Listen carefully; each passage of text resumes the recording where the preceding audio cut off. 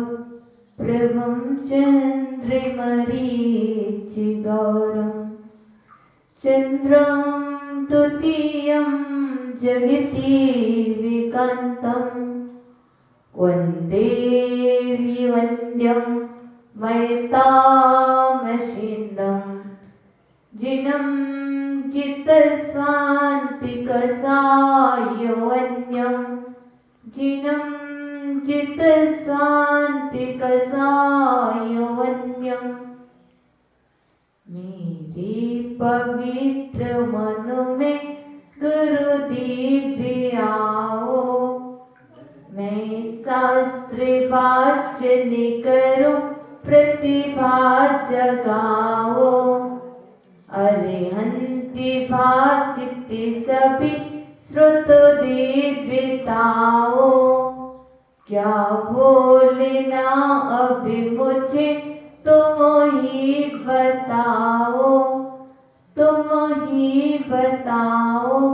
बोले अनंतानंत सिद्ध परमेश्वर भगवान की, बोले देवादिदेव कलट मूले चंदन प्रभु भगवान की, बोले देवादिदेव कचर सिपार्शनाथ भगवान की, बोले परम पूजनीय आचार्य और गणाचार्य श्री 108 सागर जी महाराज की, सरस्वत कवि नय चकोटी मंगुरवर आचार्य वंश 108 विभव सागर जी महाराज की, उत्तम तप धर्म की,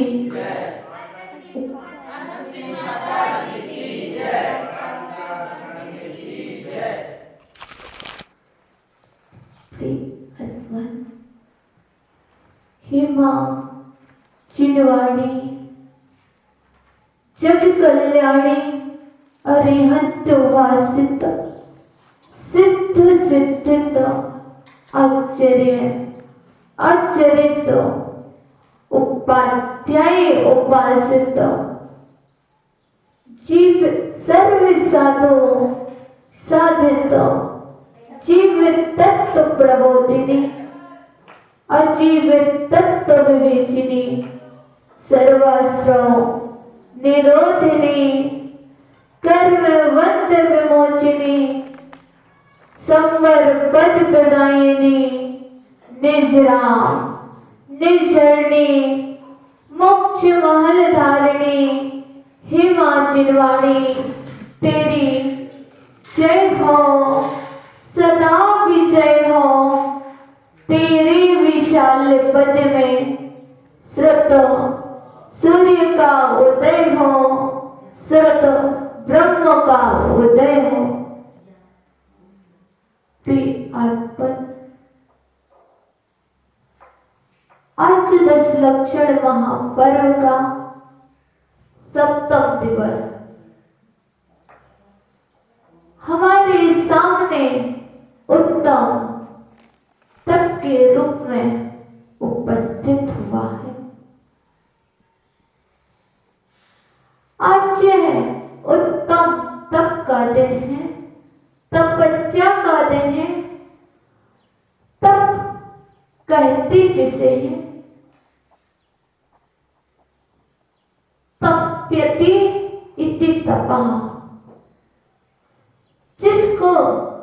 जिसके द्वारा तपाया जाता है उसे तप कहते हैं। अर्थात जिसके द्वारा आत्मा को तपाया जाए उसे तप कहते हैं, क्योंकि तप के बिना कर्मों का क्षय और मोक्ष संभव नहीं है। इसलिए कर्म क्षयार्थम तप्यते इति तपः, कर्मों के क्षय के लिए तप करना चाहिए। तप शब्द जो है कितने अक्षर से मिलकर बना है? ता और पा।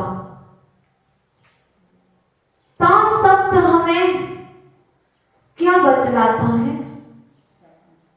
तपन। अच्छा, और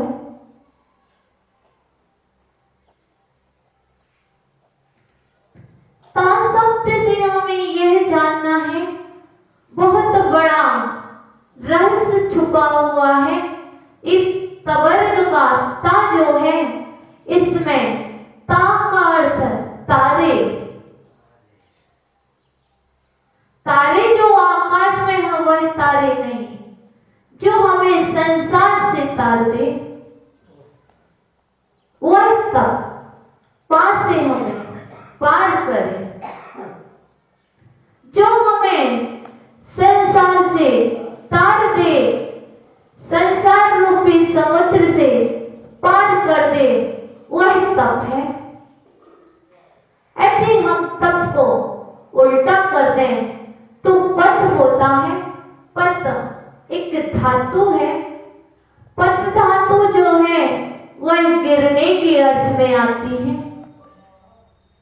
जब भी हम वाक्य बनाया करते हैं, वृक्ष से पत्ता गिरता है। अति प्रत्यय है, ति प्रत्यय है और पत धातु है, तो अब गिरने के अर्थ में पत शब्द का प्रयोग करते हैं। वृक्षात् पत्रम पतति बोलते ना। जब भी कोई को गिराना हो, गिरने के अर्थ में पत का उपयोग होता है। तो यदि आप तप का यूज नहीं कर रहे हैं तो वह तप पत के रूप में परिवर्तित हो जाएगा, वह आपका पतन कर देगा। पतन मीस भी गिरना होता है और पत मीस भी गिरना होता है। इसलिए आज का दिन जो आपके सामने आया है वह उत्तम तप का दिन है। तो यह मनुष्य पर्याय संयम तो धारण कर लिया है। अब संयम के साथ साथ थोड़ी सी जीवन में तपस्या होना चाहिए। समस्याएं तो सबके साथ हैं, लेकिन तपस्या भी होना चाहिए। तो जब आचार्यवान कह रहे हैं जब आपने संयम धारण कर ही लिया है, तो तप के भी उन्होंने 12 भेद कर दिए हैं कि अब तब हम आपको 12 प्रकार से समझाते हैं, आप कोई ना कोई तप अंगीकार कर लें। तो 6 अंतरंग तप हैं और 6 बहिरंग तप हैं। आचार्य भगवान उमा स्वामी जी महाराज ने तत्व सूत्र के 9वें अध्याय में और 19वें सूत्र में अंतरंग तप बताए हैं। वह कौन से हैं? प्रायश्चित, विनय, वैयावृत्ति, स्वाध्याय, व्युत्सर्ग और ध्यान। ये अंतरंग तप है। और बहिरंग तप भी बताए हैं। अंशनाम मोदर्य वृत्ति परिसंख्या रस परित्याग बाह्यम तपः। अंशन अवमोदर्य, अवमोदर्य से तात्पर्य है उनोदर। अंशन ओनोदर, व्रत परिसंख्यान, रस परित्याग, विविक्त शय्यासन और कायिक क्लेश, ये बाह्य तप है। पहले आप अंतरंग तप तपेंगे कि बाह्य तप तपेंगे? जब तक बाह्य में क्रिया नहीं होगी तो अंतरंग तप कैसे होगा? जैसे जब शरीर ही नहीं होगा तो साधना कैसे होगी? जब ईंधन ही नहीं है तो भोजन कैसे पकाओगे? इसलिए बाह्य तप किए बिना करेगा कैसे? यह तप तो रत्नात्रय को पाने के लिए किया जाता है। यह तप मोक्ष पाने के लिए किया जाता है। यह तप विषय कसायों को छोड़ने के लिए किया जाता है। यह तप करने से बहुत सारे फायदे हैं। तो हम पहले देख लें, अनशन तप सरल है कि कठिन है? कठिन है? नहीं, अनशन तप बहुत सरल है। क्योंकि जब आपने भोजन का त्याग ही कर दिया है और यह अनशन तप कैसा होना चाहिए? चारों प्रकार के आहार का त्याग, खाद्य, स्वास्थ्य, लेह और पेय, इन चारों प्रकार के आहार का त्याग और साथ में क्या उपवास चल रहे हैं यहाँ बहुत सारे लोगों के, किसी किसी के तो 6-7 उपवास। इस उपवास के साथ साथ चारों प्रकार के आहार के त्याग के साथ विषयों का त्याग, कसायों का त्याग। जब यह विषय और कसाई का त्याग है तब कहीं वह उपवास होगा। यदि विषय कसाई का त्याग नहीं है तो वह तो लंघन कहलाएगा, उपवास नहीं कहलाएगा। क्योंकि उपमेय समीप हुआ करता है, वास में किसमें? आत्मा, आत्मा के समीप में वास करना, आत्मा में स्थित होना का नाम उपवास है। ब्रह्म में स्थित होने का नाम उपवास है। मात्र भोजन का त्याग कर देना उपवास नहीं है। इसलिए उपवास करने के पहले विषय, कसाय और साथ साथ चारों प्रकार के आहार का त्याग होगा, तब आपका उपवास कहलाएगा, अनशन कहलाएगा। तब कहीं आपका बाह्य में अनशन तप होगा। और यदि यह अनशन तप किसके लिए? ख्याति, लाभ, पूजा आदि की भावना से हो रहा है तो यह उपवास की कोटि में नहीं आएगा, यह तप की कोटि में नहीं आ जाएगा। यह तो क्या हो जाएगा? अभी तप कर रहे थे तपस्या के लिए, क्योंकि आचार्य भगवान ने बताया है तपसा निर्जराच। इस तत्काल सूत्र के 9वें अध्याय में तीसरा सूत्र है। जो आप उपवास कर रहे थे वह तप के लिए और निर्जरा के लिए। कहीं यही आचार्य पंडित दौलत राम जी ने छैडाला में लिख दिया है, जो ख्याति, लाभ, पूजा भी चाहे, आगे धर करण विविध विविध देहदाय, आत्म अनात्म के ज्ञानहीन, जे जे करनी तन करण छे। अति यह उपवास ख्याति के लिए हो रहा है, पूजा के लिए हो रहा है, लाभ के लिए हो रहा है, तो यह निर्जरा, संबर और निर्जरा के लिए नहीं है। यह तो किसका कारण बन जाएगा? किसका कारण बन जाएगा? संसार का कारण बन जाएगा।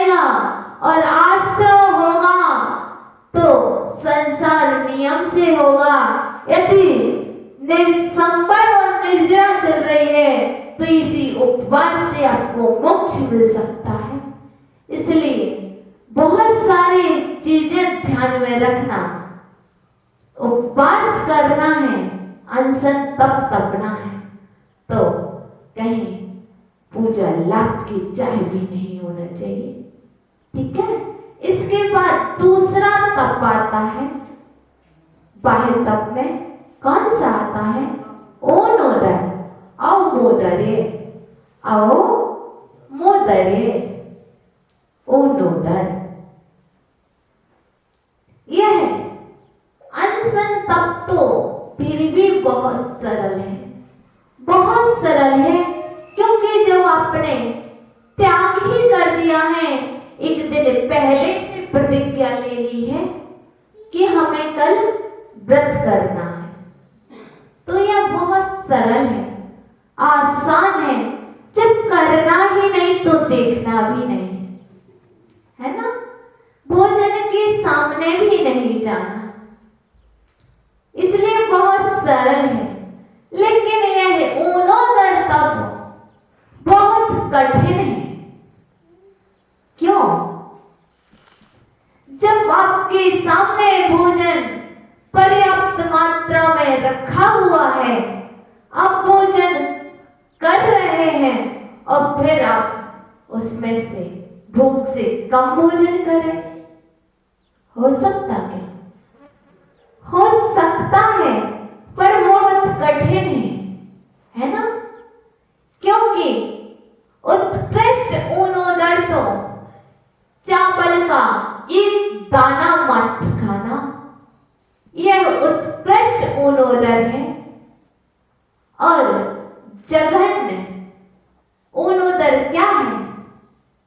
चावल का एक दाना भूख कम खाना, भूख से कम खाना, एक दाना भी कम खा लेना, यह जघन्य ओनोदर है। अब मध्यम ओनोदर,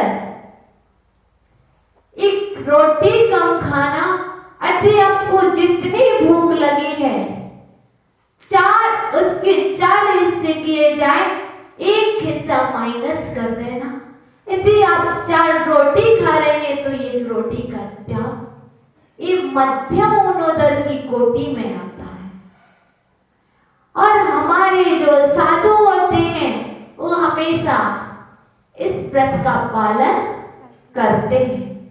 वह कभी भी जितनी भूख है उतना आहार नहीं लेते हैं, क्योंकि उनके तप करना एक साधना मानते हैं, तो वह भी भूख से कम भोजन लिया करते हैं, आहार लिया करते हैं। तो यह जघन्य ओनोदर तो आपके लिए भी संभव है ना? लेकिन कभी कभी जब आप भोजन कर रहे हो, अब आपकी इच्छा हो रही है वह वस्तु खाने की,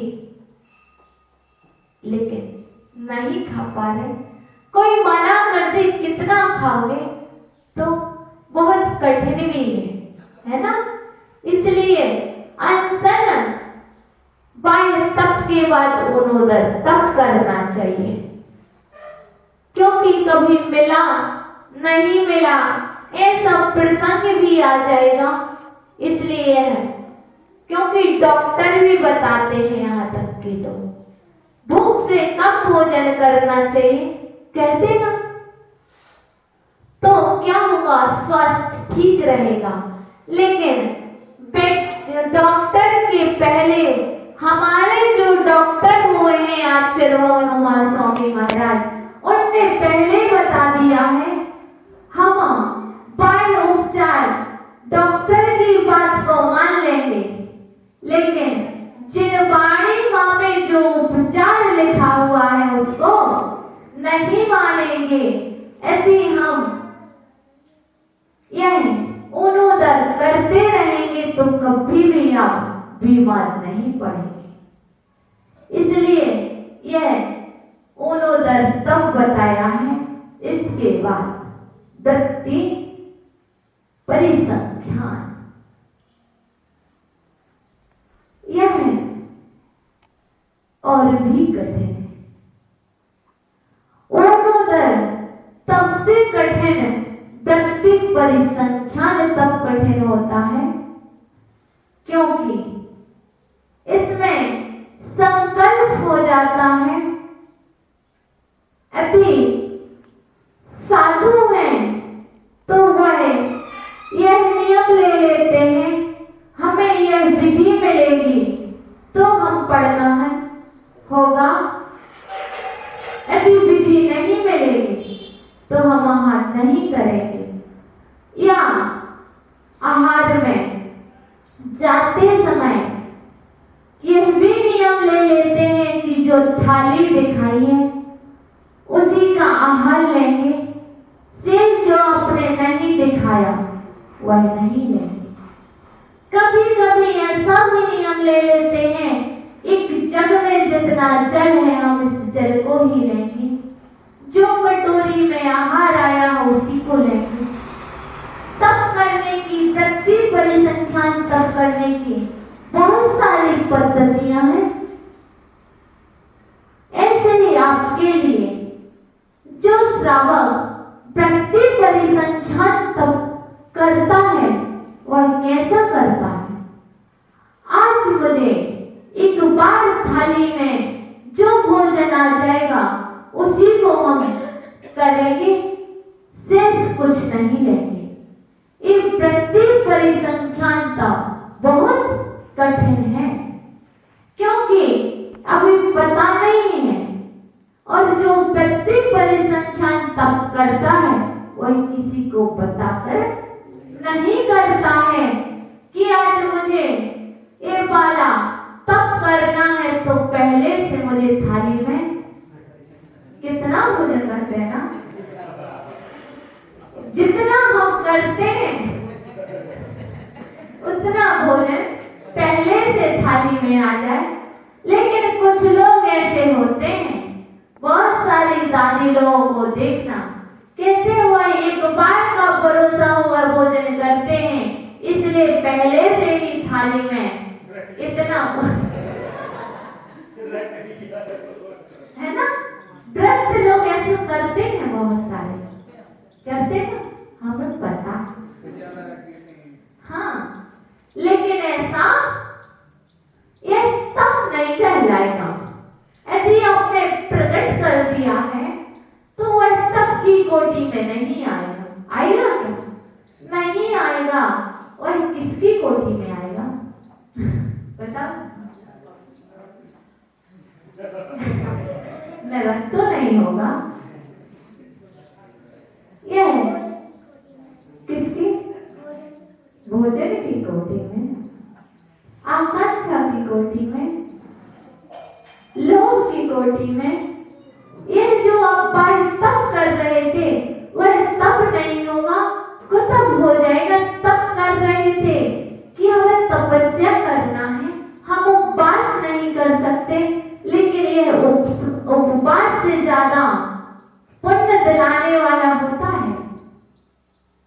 जितना फल उपवास से मिलता है उससे दोगुना फल उधर तप करने से मिलता है, और जितना फल पुण्य का संचय उधर तप से होता है उससे कहीं ज्यादा पुण्य व्यक्ति परिसंख्यान तप से होता है। इसके बाद रस परित्याग। रस परित्याग यह उससे भी कठिन है ना। रस कितने होते भैया?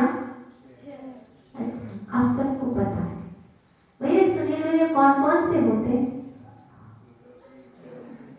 रस बता दो। अनार का,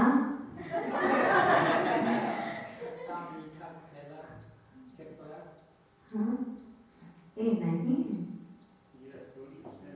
एक तो चिपवाई देख के है ना। इसीलिए क्योंकि हमें पता है, हमें भी नहीं एक दिन पता था, हम भी कहते थे अनार का रस, अंगूर का रस, ऑरेंज रस, नींबू का रस। जब पता ही नहीं हो तो क्या यही रस हो भी तैयारी होती है। ऐसे ही क्योंकि जब हमारी स्थिति यह थी तो आपकी भी हो सकती है, हम समझ सकते हैं आपकी बात को, लेकिन यह रस नहीं है। रस तो सत होते हैं, मीठा का त्याग, नमक का त्याग, दूध का त्याग, दही का त्याग, घी का त्याग और तेल का त्याग। हो गए ना सत? अब क्या बचा खाने के लिए बताओ? कुछ नहीं, ऐसा नहीं। पूरी हरी सब्जियां हैं, फल खा सकते हो और अनाज पूरा है ना? पर ये सत रस त्याग बहुत कठिन है ना? सटरस त्यागी, पर वो बता देते मैं सटरस त्यागी हूं। तो अब क्या करना, ड्राई फ्रूट्स से उसकी चटनी बना लेना। यदि आप पहले से यदि आपको सटरस का त्याग करना है तो बताना क्यों। आपने आज यदि घी का त्याग किया है, बताया क्यों कि हमारा घी का त्याग है। जैसे रसी का तो सब रसी के हिसाब से तो बनाएंगे। हाँ, इसीलिए सुनो ना, इसीलिए हमारे गुरुजी ने हम लोग को एक बुद्धि दी है, बेटा रसी नहीं करना, बेटा रसी नहीं करना, त्याग करना। कैसे कि वह तब तो कहलाए। ऐसा त्याग करना, कभी भी जिसकी इच्छा हो उसका त्याग कर देना। इसलिए ये तब बताकर नहीं होते। माता जी आप क्या लेते हो, जो लेना होगा ले लेंगे, जिसका त्याग करना होगा कर देंगे। इसमें कोई बात थोड़ी है कि आपके बंधे हुए नहीं है कि अब आपको ये लेना पड़ेगा। अरे हमारे हाथ हैं, हमारी अंजलि है, लेना हमें है ना? ये बहुत कठिन है रस परित्याग। माता जी सबको लगने लगता है कि माता जी हमारा चाहिए, लेते ना, सबका ध्यान हम रखते हैं, सबका ध्यान हम रखते ना। किसी का ध्यान ना रखते हो ऐसा हो नहीं सकता, क्योंकि हम बिल्कुल बराबर ध्यान रखते हैं। यदि आपकी वस्तु नहीं ले रहे तो आपसे आहार जरूर लेते। यदि हमारे अनुकूल है, प्रतिकूल नहीं है तो हम लेते हैं, क्योंकि आहार वही लेना चाहिए जो आपके अनुकूल हो, आपकी साधना में सहयोगी हो, वही लेना चाहिए। और ऐसा तब भी नहीं करना कि आपने सट रस का त्याग कर दिया और फिर बाद में बीमार पड़ जाओ। यह तब भी करना विवेक पूर्वक, बुद्धि पूर्वक, कि यदि हम नमक का त्याग कर देंगे तो कहीं बीपी लो ना हो जाए। यदि हो जाएगा बीपी लो तो चक्कर आएंगे, गिर जाओगे, और चक्कर आएंगे, गिर जाओगे तो कभी सिर में चोट आएगी तो ब्रेन ट्यूमर जैसे, ब्रेन हेमरेज इत्यादि घटनाएं घट सकती हैं। इसलिए त्याग करने के पहले यह भी पता होना चाहिए जो हम त्याग कर रहे हैं यह ठीक है कि नहीं। हमारे गुरुजी हम लोगों को त्याग करवाने के पहले वह यह देखते हैं कि स्वास्थ्य के लिए क्या आवश्यक है। ऐसा तो नहीं उन्होंने दूसरे महाराज ने त्याग किया हो तो आप भी न करने लग जाओ। इसलिए यह रस परित्याग, लेकिन हमारा एक ना एक कोई रस का त्याग होना आवश्यक है। कभी घी का, कभी दूध का, तो कभी दही का और कभी तेल का। एक कोई भी रस का यदि आज रस परित्याग तप तपना है तो एक रस को छोड़कर आप बाहर कर सकते हैं। जैसे दही है, तो जरूरी नहीं है कि हम प्रतिदिन दही लें। दही अकेले ही रसी है। सिर्फ दही यदि उसको छाछ बना दी, या खटाई वाली पूरा। नहीं, सिर्फ दही की बात।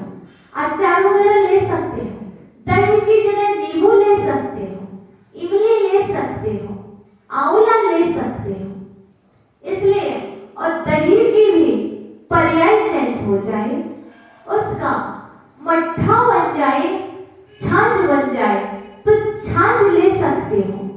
क्योंकि जिन साधुओं का दही का त्याग होता है वह छाछ लेते हैं।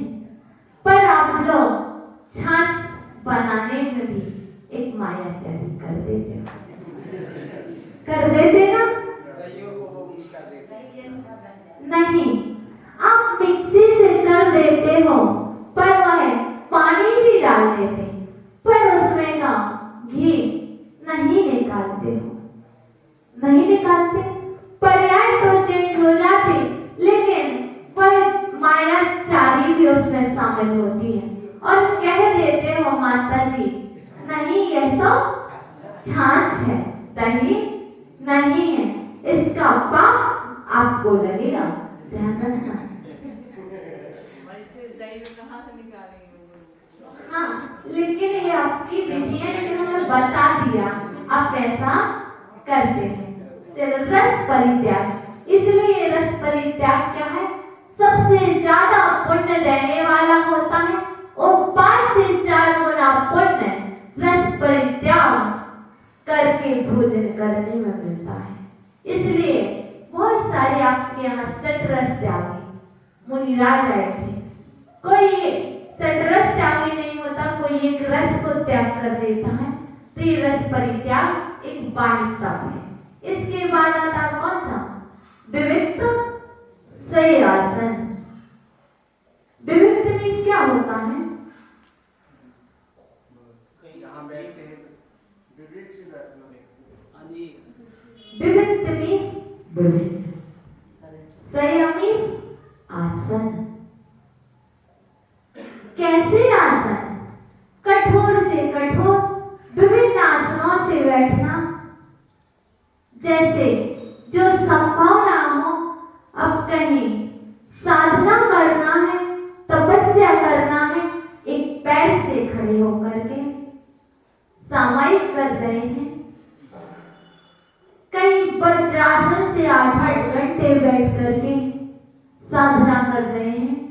एक विविध आसनों का उपयोग करके क्या करना, और विविध शय्यासन में एक यह भी तप आ जाता है, जब भी शयन करेंगे एक करवट से करेंगे। यह क्या है? विविध शय्यासन तप है। हम यहाँ से 4 घंटे तक दूसरे स्थान पर नहीं जाएंगे, ये विविध शय्यासन तप है। यह भी जरूरी नहीं कि आहार का ही त्याग करें तो तप कहलाएगा, यह भी एक तप है, बाह्य तप है, सिर्फ भोजन मात्र तप नहीं है। इसके बाद कायिक क्लेश तप। काय में शरीर होता है, क्लेश में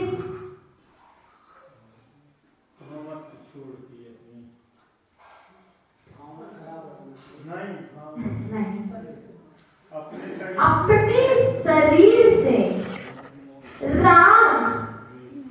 राग द्वेष और मोह ममत्व भाव का त्याग करके शरीर को क्या करना? कष्ट देना, तप में लगाना, कसायों को ग्रस करना, एक कायिक क्लेश तप कहलाता है। हाँ, आपके शरीर को कष्ट हो रहा है, आप उपवास कर रहे हैं, कष्ट हो रहा है, लेकिन इस शरीर में आपका राग नहीं है, राग भाव नहीं है, ममत्व भाव नहीं है, मूर्छा भाव नहीं है, इस सब का त्याग किया है। इसलिए आप तप कर रहे हैं, इसलिए एकासन कर रहे हैं। यह कौन सा तप है? कायिक क्लेश तप है। एक बार की बात बता देते हैं। आपने महात्मा गांधी जी का नाम सुना? उनके गुरु कौन थे? रायचंद। तो महात्मा गांधी जी ने अपने गुरुजी से पूछा, रायचंद जी से, गुरुजी आपके इस शरीर को क्या होता जा रहा है? आपने रायचंद जी की फोटो देखी? फोटो नहीं देखी, नाम सुना। नहीं देखी? यदि हमारे पास होगी तो दिखा देंगे। तो उन्होंने पूछा, गुरुजी आपके इस शरीर को क्या होता जा रहा है?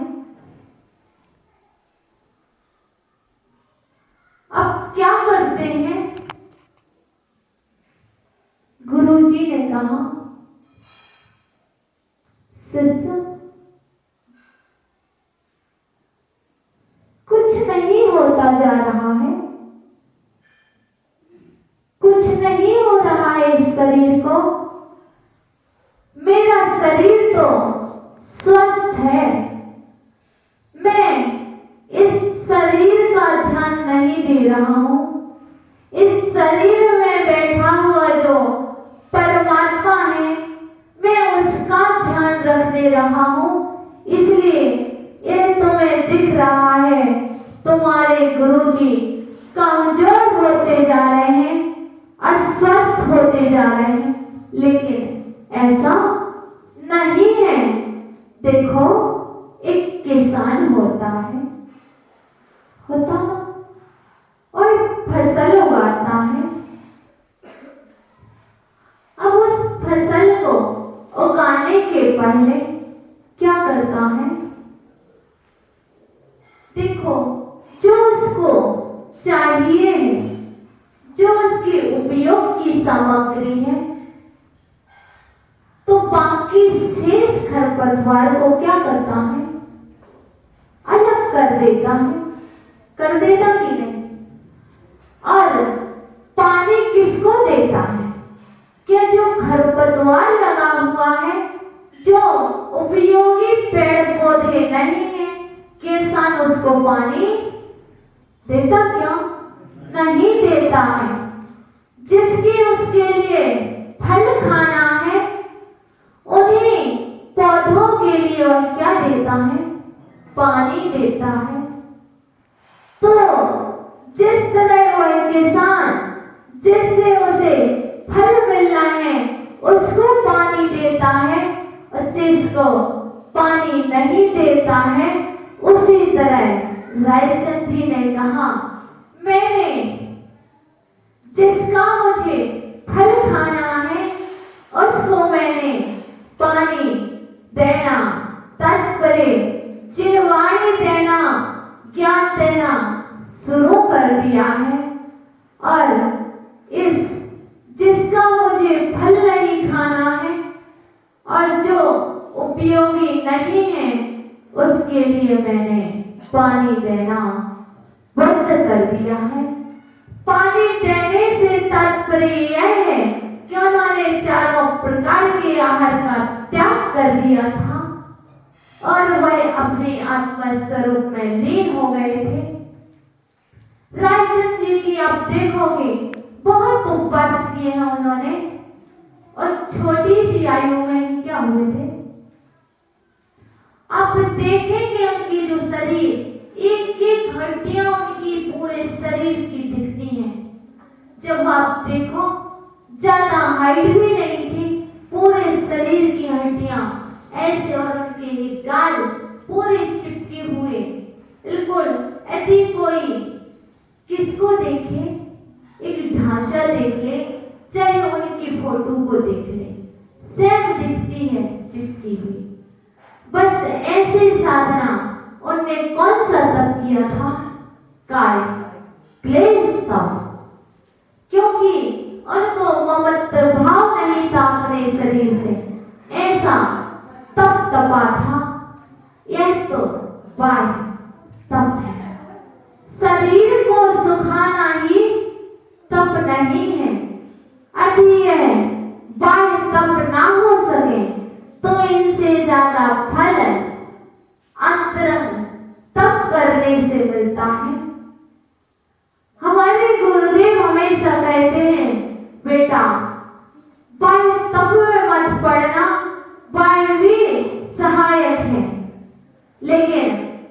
अंतरंग भी सहायक है। अंतरंग तप में पहला तप है प्रायश्चित। किसका प्रायश्चित? किसका प्रायश्चित? अपने दोषों का। कौन से दोषों का? अच्छा, उनका जो किसी को पता है वही क्या? नहीं, जो दोष किसी को पता भी ना हो और जो दोष आपके जीवन में लगे हो, उन सब दोषों का क्या करना चाहिए? प्रायश्चित करना चाहिए। कैसे? अपने मन से नहीं, गुरुजनों से प्रायश्चित ले लेना चाहिए और दोषों की निंदा होना चाहिए, गरिमा होना चाहिए। तब क्या होगा? आपका प्रायश्चित तब होगा। लेकिन ऐसा नहीं करना कि प्रायश्चित लेने मात्र से दोष पूर्ण रूप से चला जाता हो। चला जाता क्या? हाँ, दोष हुआ है, प्रायश्चित कर लिया, तो अब प्रायश्चित से दोष चला गया तो पुनः वैसा दोष करना नहीं। जो दोष एक बार हो गया है उसका यदि प्रायश्चित कर लिया है तो वह दोष जीवन में पुनः कभी नहीं आना चाहिए। वैसे भाव, उन भावों की पुनरावृत्ति ना होना ही सच्चा प्रायश्चित होता है। पूज्य गुरुदेव पहले तो जो प्रायश्चित देने के अधिकारी होते हैं, प्रायश्चित ऐसे ही मिल जाते। एक बार गए महाराज से गलती हो गई, प्रायश्चित है। शब्द कहने वास्ते प्रायश्चित नहीं हो जाता। पहले गुरुजन बहुत परीक्षा लेते हैं, मालूम पाप हो जाता, जो गलती हो गई, प्रायश्चित है। नहीं तो गुरुजन क्या कह देते? हो गया बेटा प्रायश्चित, आपने हमसे कह दिया ना, आपका प्रायश्चित हो गया। प्रायश्चित नहीं लेंगे। कई बार हमने तो अपने जीवन में देखा है, तो हमें तो पता है, तो फिर दोबारा भी 2-4 दिन में हिम्मत करके, क्योंकि एक बार में तो कह नहीं पाते, डर लगता है क्योंकि गलती हुई है, कहीं यह डर भी लगता है गुरुजी डांटेंगे, पता नहीं कौन सा कठोर प्रायश्चित दे देंगे, कौन सा नियम दे देंगे, हो सकता वह बात ही ना करें आपसे। क्योंकि जो दोष होते हैं छोटे से छोटे भी हो जाते और बड़े से बड़े भी हो जाते, इसलिए कहने में भी डर लगने लगता। तो गुरुजन क्या करते? बहुत परीक्षा करते। कई बार तो उनके सामने आप 1-2 घंटे आंसू बहा दोगे। जब आप कहते रहोगे अच्चर भगवान आपको प्रायश्चित देना पड़ेगा, अच्चर भगवान आप बताओ, जब तक आप प्रायश्चित नहीं देंगे तो कैसे शुद्ध होंगे हम? बड़ी मुश्किल से प्रायश्चित मिलता है, ऐसे नहीं 3 दिन से जीव खत्म हो गया जब प्रायश्चित, इतने से नहीं। क्योंकि जितना बड़े दोष हानिकारक नहीं है, गुरुजन कहते हैं, जितने छोटी छोटी सी गलतियों के जिसकी हम प्रायश्चित नहीं लेते हैं वह सबसे बड़ी हानिकारक होती है।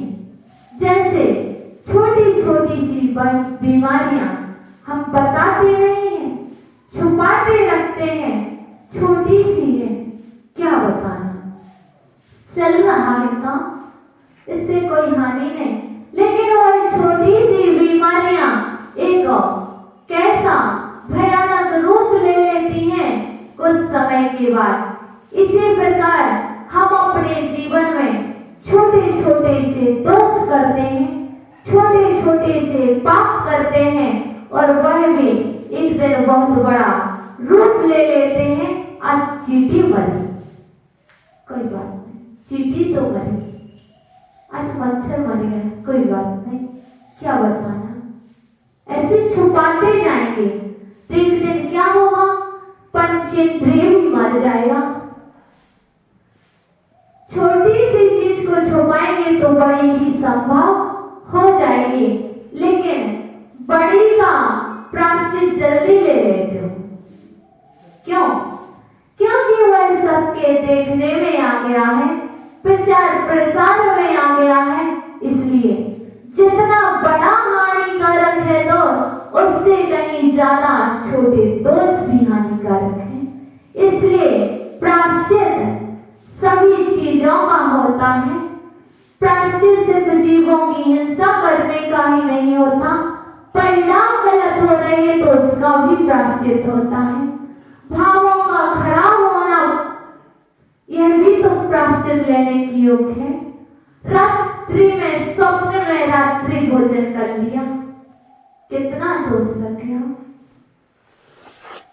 दोष लगा कि नहीं लगा?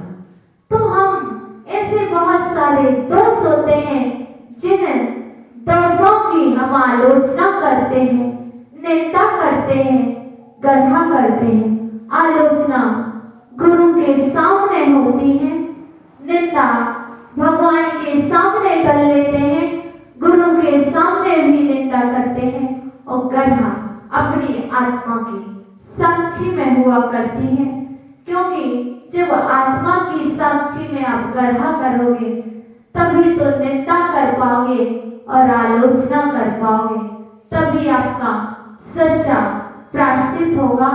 विनय, विनय भी एक अंतरंग तप है, यह भी तप की कोटि में आता है। माता जी, रात्रि में स्वप्न आता है कि दिन है और हम भोजन कर रहे हैं, तो हाँ, तभी पाप लगता है रात्रि का।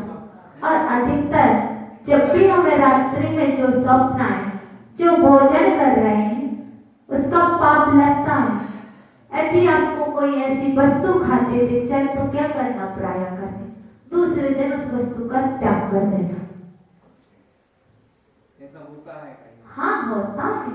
हम समझ सकते हैं आपकी बात को, क्योंकि जब हम घर से आए थे, जब हम इस मार्ग में बढ़े थे, कई बार हम स्वप्न में भोजन करते थे, कई बार हम स्कूल का बैग लेके कहीं जा रहे, कहीं मार्केट में घूम रहे, जब सुबह होती तो गुरुजी को बताते, अक्षर वो बना तुमने स्वप्न में ये। पूजन करते हुए कभी ऐसा होता है, स्वप्न आता है, कभी हार देती हुई, ये क्या है? तो ये तो सो है, लेकिन जो पाप है, पाप रूप स्वप्न है, उसका प्रायश्चित होता है। इसलिए स्वप्न भी शुभ और अशुभ हुआ करते हैं। स्वप्न भी हमें संकेत देते हैं। इसलिए इन स्वप्न को जानने के लिए स्वप्न फलादेश पढ़ना होगा, ज्योतिष जानना पड़ेगी, तब कहीं आप जान पाएंगे। लेकिन अब आपको बता रहे हैं विनय। विनय भी क्या है? तप है। पूज्य पुरुषों की विनय करना, छोटों बड़ों की विनय करना, यह भी तप है। ऐसा नहीं कि विनय तप नहीं है। इसके बाद वैया वृत्ति भी एक तप है। कैसा? वैया वृत्ति हाथ पैर का दबाना नहीं है। हम एक दिन बता लिए थे, आसन देना, ये सारी चीजें वैया वृत्ति में आती, लेकिन वैया वृत्ति एक और है। कैसे? यदि हमें जो साधर्मी जन साधना कर रहे हैं, साधु ही नहीं, साधर्मी जन जो साधना कर रहे हैं और जो दूसरे कष्ट पहुंचा रहे हैं, उस उपसर्ग को दूर कर देना वैया वृत्ति है। जैसे आपके बाजू में कोई जाप कर रहा है, आप कोई वहां शोर कर रहा है, आपने उसको साइलेंट कर दिया। आपका भाव था यह साधना कर रहे हैं, जाप कर रहे हैं, इनको विघ्न ना हो, उस विघ्न को दूर कर दिया। यह भी वैया वृत्ति है। वैया वृत्ति का यही नहीं कि हम वैया वृत्ति में कोई हाथ पैर दबा लेंगे, हम कुछ काम कर देंगे, तो नहीं। जो हमें आज्ञा मिल गई है, हमारे गुरुजी तो कहा करते हैं, बेटा गुरु आज्ञा का पालना भी गुरु की सच्ची बड़ी वैया वृत्ति है। क्योंकि गुरु को स्वप्न में भी कष्ट नहीं देना। यदि गुरु को वैयावृत्ति नहीं है, वह आपका तप नहीं है। इसलिए ऐसे वचन बोलो कि गुरुजनों के लिए कष्ट ना हो और उनकी आज्ञा पाल लेना वैयावृत्ति है। गुरुजी ने कर दिया, बैठ जाओ तो बैठ जाओ, नहीं मुझे दूसरा काम करना, ये सब चीजें नहीं होना चाहिए। मंदिर जी में आओ, वैयावृत्ति कैसे कैसे करोगे, कैसे करोगे भैया?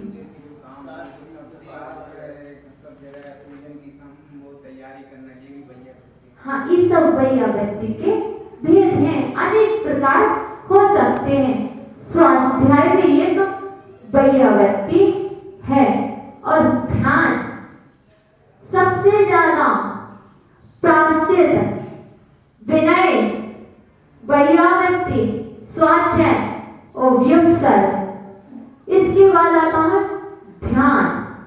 सबसे ज्यादा पुण्य यदि कुछ में मिलता है तो किसमें मिलता है? ध्यान में मिलता है। इसलिए यदि हमें ध्यान भी एक अंतरंग तप है। अब ध्यान में किसका? दुकान का ध्यान नहीं, घर का ध्यान नहीं, संसार का ध्यान नहीं करना कि वह ध्यान करने लग जाओ और आपकी निर्जरा हो जाए, नहीं होगी। ध्यान तो मोक्ष मार्ग का होना चाहिए, आत्म कल्याण का होना चाहिए। जब आत्म कल्याण का ध्यान करोगे, चिंतन करोगे तो सच्चा तप आपके सामने आएगा और वह तप आपको निर्जरा का और संबर का कारण बनेगा। इसलिए आज हमने तप के 12 भेद देखे। तप एक प्रकार से नहीं होता है, भोजन का त्याग करने मात्र से तप के विविध भेद हैं। हम कोई ना कोई तप तो कर ही सकते हैं। आज उत्तम तप का दिन है। आज आप सभी तपस्या करेंगे। कौन सी? ध्यान है तो जैसे बैठने में प्रॉब्लम होती तो खड़े होके भी कर सकते। हाँ बिल्कुल, खड़े होके भी ध्यान होता है और खड़े होके जो ध्यान होता है वह और उत्तम क्वालिटी का होता है। क्यों? क्योंकि उसमें निद्रा नहीं आती है। बैठ के तो फिर भी हम नींद ले लेते हैं, झपकी ले लेते हैं। खड़े होने में जब भी ध्यान करते हैं, जब भी सामायिक करते तो क्या होता? संभलने के लिए कहीं नींद आएगी तो गिर ना जाए। जब भी नींद आएगी तो ऐसे हो खड़े होके कर सकते। अच्छी चीज आपने बताई। बहुत सारे आसन हैं लेकिन ध्यान नहीं होता, लेकिन ध्यान नहीं होता। लेकिन आप करना बताए कब? जब आप हॉस्पिटल में हो, जब आपके उठने की सामर्थ्य ना हो, आप जब बेड रेस्ट हो, जब आप उठ नहीं सकते हो तब भी ध्यान कर सकते हो। तब वह ध्यान होगा कौन से? लेट के होगा। हाँ, बहुत सारे विभिन्न आसन हैं, लेकिन यह ध्यान देखो जहाँ की जो मर्यादाएं हो वैसा ध्यान होता है। अब मंदिर में तो खड़े होके संभव है, बैठ के संभव है। अब आसन 3-4 आसन लगा सकते हैं। अर्ध पद्मासन लगा सकते हो, पद्मासन लगा सकते हो, सुखासन लगा सकते हो और वज्रासन लगा सकते हो इत्यादि। और खड़े होकर कायोत्सर्ग आसन, हम खड़गासन बोलते हैं, बोलते ना, तो वास्तव में खड़गासन है ही नहीं। हमने किसी से पूछा था ये हमके छोटे मंदिर और पार्श्वनाथ भगवान की प्रतिमा कैसे? किसी ने कहा खड़गासन। वास्तव में वह खड़गासन में तो है ही नहीं। खड़ग की तलवार हुआ करती है, तलवार के आसन में भगवान हो ही नहीं सकते।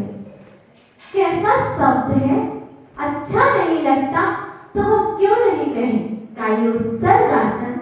भगवान तो वास्तव में कायोत्सर्ग आसन से खड़े थे, उन्होंने कायोत्सर्ग आसन से ध्यान किया था, खड़ग आसन से नहीं किया था। किया था ना? हाँ। तो अब आप नहीं कहोगे, हमें पूरा विश्वास है। आज जो तप का दिन है, आप कौन सा तप तपेंगे भैया? घर में भोजन बन गया, अब आप भोजन का तप तपेंगे, एक तो अंतरंग भी तपेंगे और बाह्य तप भी करेंगे। अब दोनों आपके पास हैं, दोनों कर सकते हैं। हमने दोनों को 6-6 दिन आपको गिना दिए हैं। अब एक ना एक अंतरंग में से कर लोगे और एक बाह्य तप में से कर लोगे। अंतरंग में से करोगे तो कौन से कर लोगे? स्वाध्याय कर लोगे, विनय कर लोगे, वैयावृत्ति कर लोगे, प्रायश्चित कर लोगे, व्युत्सर्ग कर लोगे, ध्यान कर लोगे, कोई कर लोगे। ऐसे अंतर बाह्य कौन से रहे? आप बाह्य तप रहे ना, आंसर कर लोगे, आंसर नहीं होगा तो मनोदर कर लोगे। ये तो सरल है आपके लिए, है ना? एक गाना सरल है, जगन वाला। आंसर मनोदर, व्यक्ति परिसंख्यान, ये बहुत कठिन है और खासकर आप लोगों को बहुत कठिन है, बहुत कठिन है ना? नहीं, ये महिलाएं बहुत परेशान कर रही हैं। नहीं, आपको एक तो बताना नहीं है, बहुत कठिन है, क्योंकि आप लोग को वैसे भी थाली में बहुत सारा भोजन देखना अच्छा नहीं लगता, और आपके पास एक सिंपल सी प्लेट आएगी, उसमें थोड़ा सा रहेगा, है ना? ये बहुत कठिन है। व्यक्ति परिसंख्यान, रस परित्याग, ये भी कर सकते हैं, विविध संयासन और कैलकुलेट। अभी आपको हमने 6-6-12 भेद बताए, जो जिसके योग्य, जिसमें आपको तप करना है। अब ये नहीं सोचना कि हम प्रतिष्ठा करें। आज उत्तम तप का दिन है, हम थोड़ा सा तप करेंगे, क्योंकि तप से निर्जरा होती है और वह निर्जरा हमें मोक्ष दिलाने वाली है। तो हम ऐसे तप को करें और उस तप के साथ उत्तम तप धर्मांगाय नमः। ओम ह्रीं उत्तम तप धर्मांगाय नमः। ओम ह्रीं उत्तम तप धर्मांगाय नमः। ऐसे जाप करते हुए आज का आप दिन व्यतीत करेंगे हमारे जीवन में, और आप सभी के जीवन में उत्तम तप आए और वह तप मोक्ष ले जाए। बोले महावीर स्वामी की जय।